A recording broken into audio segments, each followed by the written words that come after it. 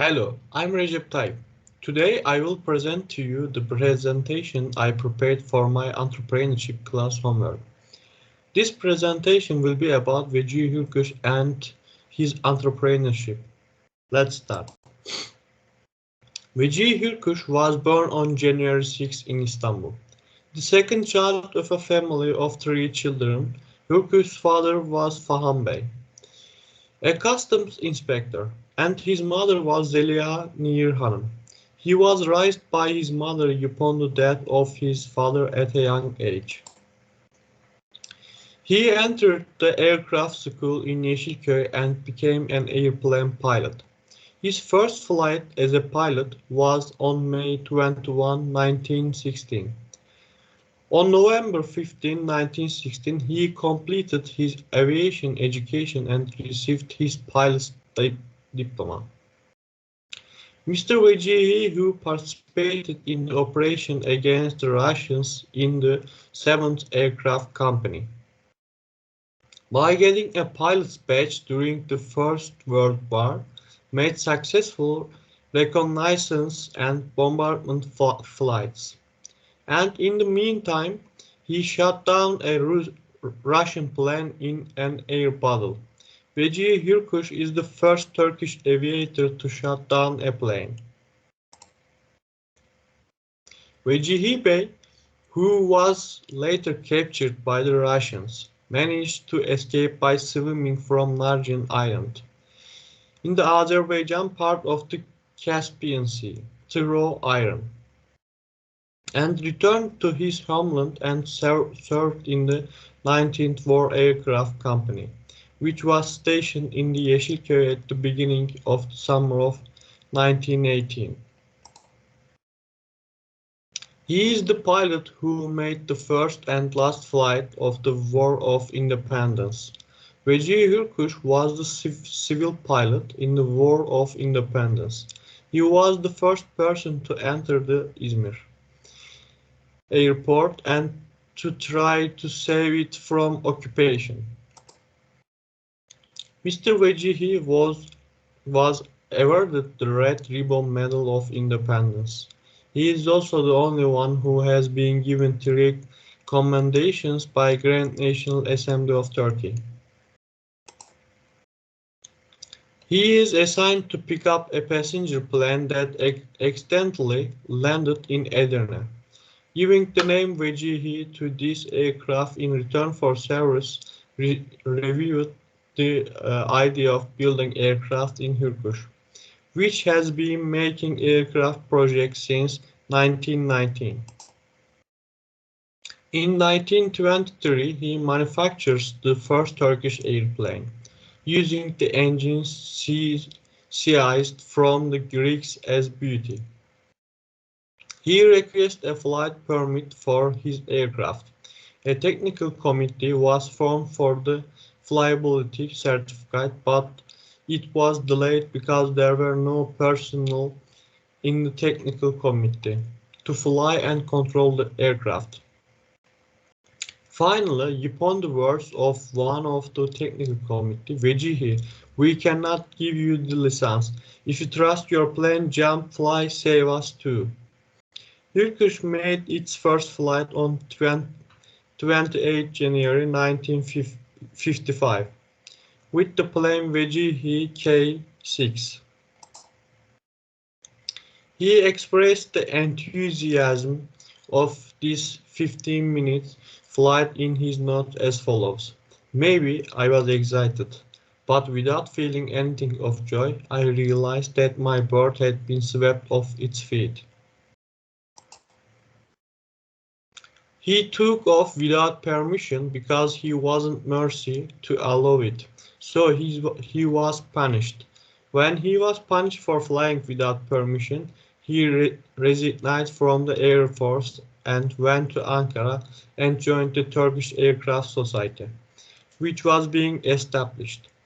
Hürkuş wanted to take back his airplane and use it fundraising activities of Turkish Aircraft Society.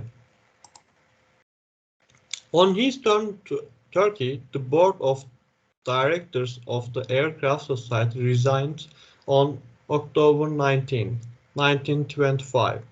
The plans and projects of the society fell through, and his aircraft vehicles and personnel were given to the Air Force, cutting off his interest in aviation.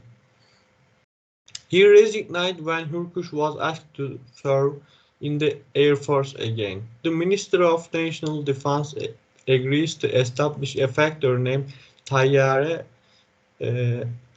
ve Motor Türk Anonim Şirketi in Kayseri. Hürkuş accepts Tomtaş's offer and goes to Germany. On July 18, 1926, he was called to country by telegraph. An experienced flight was requested for the purchase of Junkers A-35.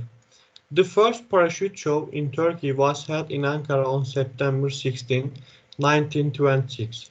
Gazi Mustafa Kemal Atatürk and the people of Ankara watched the 178th jump of the German parachutes Henke from the Junkers F-13 plane used by Vecihi Hürkuş from 700 meters.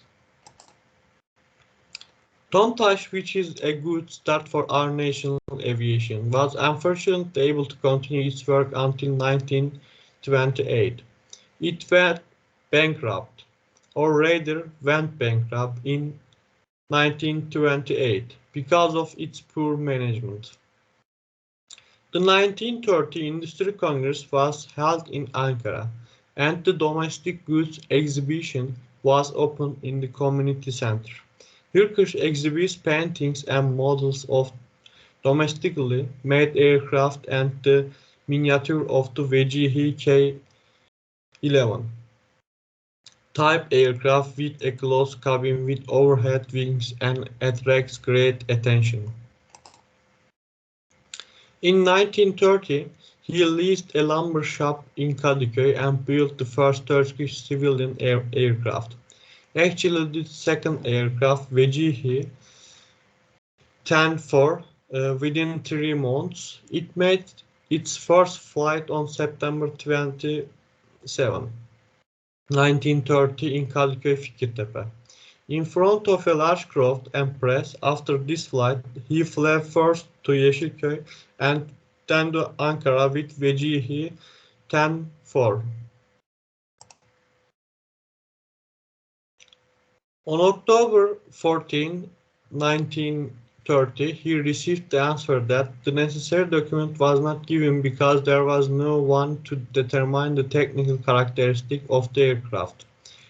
As a result of the initiatives made before the ministry, Hürkuş obtained permission to dismantle the plane and send it to Czechoslovakia by the wagon he rented from the railways in order to obtain the requested document on the plane. The plane was dismantled in Ankara and was sent to Haydarpaşa and from Sirkeci to Prague by railways wagons. On April 23, 1931, Hürkuş was honored with a banner that read "Long Live Turkish Aircraft" in a ceremony held in a nearby casino by the Czechoslovakian authorities and received his flight permit. He flew from Czechoslovakia on April 25, 1931 to come to Turkey and came to Turkey on May 5. Vecihi Hürkuş made a tour of Turkey in 1931 for the benefit of Turkish Aircraft Society. During these travels, he thought of opening an aviation school with the love of flying he formed in his youth. He established the first Turkish civil aviation school on April 21, 1932. 12 students, 2 of whom are girls, are enrolled. The first 12 students were Said Tevfik, Muammer Abdurrahman, Salih, Osman Rıza, Hikmet, Hüseyin, Kenan, Eribe and Bedriye. Turkey's first female pilot. The students did not have any accidents during the education. Nuri Demiray gave 5,000 Turkish lira for the construction of an airplane, so in 1932 the Vecihi 16 closed cabin airplane whose name was Nuri Bey was built. In the same year they also built the single surface Vecihi 15 plane, and on 30 August 1933 two Vecihi 15, two Vecihi 15 and two Vecihi 14 and Nuri Bey Vecihi 16 planes and their students made a demonstration flight in the skies of Istanbul. In 1935, the president of the Turkish Aeronautical Association, Fuat Bulca, was called to Russia and made observations about civil aviation there. On his return, he told Atatürk about these experiences and observations. Atatürk appreciated the achievements of Vecihi Hürkuş and was proud. Therefore, he asked Fuat Bulca for information about Hürkuş.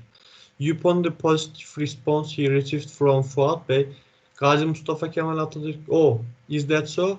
Then open a new way of working under the name of Türk Kuşu and benefit from Vecihi." Gives the order. Turkish Aeronautical Association sends Hürkuş to Germany for engineering training in the autumn of 1937. Vecihi Hürkuş was enrolled in the Weimar Engineering School from his specialty class and graduated a year and a half later. On February 27, 1939, Tayyare received his mechanical engineering diploma. When he returned to Turkey, he applied to the Ministry of Public Works and wanted to get the aircraft engineering license. However, the authorities did not accept it with the justification that one cannot become an engineer in 2 years. It gets its engineering accepted by the decision of the Council of State. The management of the Turkish Aeronautical Association has also changed and its duties have been given to others. He is assigned to one where there is no technical opportunity in the conditions of that day. Thereupon he resigned and left the institution. After a long absence from aviation, he founded the Wings Association in 1947 on 6 August. 40 to celebrate the year of service, a jubilee named Turkish Aviators Day was held in the hall of Yeşilköy International Airport. He founded Turkish Airlines on 29 November 1954. Dealing with some difficulties, he wanted to work by making flights to places where the airplanes did not make flights, and carrying newspaper when they did not allow. But as a result of accidents, kidnappings, and sabotage, Turkish airplanes were banned from flying. Despite this, he used his last remaining aircraft under the command of the Mineral Research and Exploration Institute and worked in difficult natural conditions by searching for thorium, uranium, phosphate in southeast Anatolia. While writing his memory in Ankara, he fell into a coma from a brain hemorrhage. Vecihi Hürkuş, whose eyes and heart were in the skies, died on July 16, 1969. The day people left the world to set foot on the moon at Gülhane Military Medical Academy Hospital. He was buried in Cebeci Asrı Cemetery, Ankara. Here you can see my references. If you want more detailed information about Vecihi Hürkuş and his achievements, you can visit these sites. That's all. Thank you for listening.